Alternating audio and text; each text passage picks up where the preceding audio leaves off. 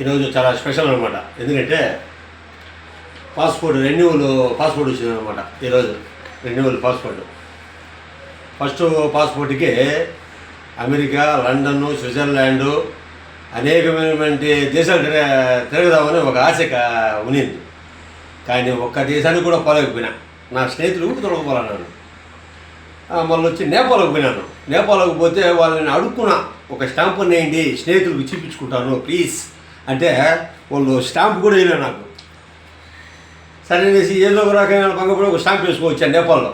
కానీ మనకు అక్కడ పాస్పోర్ట్ చెల్లదన్నమాట, డైరెక్ట్గా వెళ్ళిపోవచ్చు మనం. ఎందుకు చెప్తానంటే ఇప్పుడు బిడ్డలు ఏదో ఒక చిన్న ఉద్యోగస్తులు అయినారు.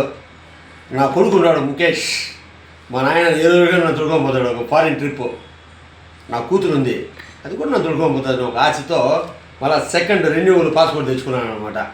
మా వైఫ్ కూడా తీస్తా తొందరలో, ఆమె కూడా తొడుకోపోతాను నాతో పాటు. కాబట్టి మీకు అందరికీ తెలపాల పాస్పోర్ట్ ఉన్నదనుకో, వీడియో చూసినట్టు కూడా పిలుస్తాను అనమాట, ఎక్కడికన్నా పోదామని అనేసి. దానివల్ల ఫ్రెండ్స్ మీకు అందరికీ ఏదో తమాషగా ఉద్యోగంగా చెప్తాను. ఇక్కడికి శ్రీలంక వెళ్తున్నాం. శక్తిపీఠం అమ్మవారికి శ్రీలంకకి వెళ్ళి దర్శనం చేసుకొస్తాం. అసలు యాక్చువల్గా మా చిరంజీవి అల్లుడు పిలుస్తాడు అనుకున్నవాడు దుబాయ్లో ఉన్నాడు, వర్క్ చేస్తాడు 20 ఏళ్ళు. అక్కడికన్నా మా అల్లుడు నన్ను పిలవాలా, చూద్దాం లండన్ కన్నా పిలుస్తాడు లేదో చూద్దాం నా అల్లుడిని. ఓకేనా, అందరూ సంతోషం.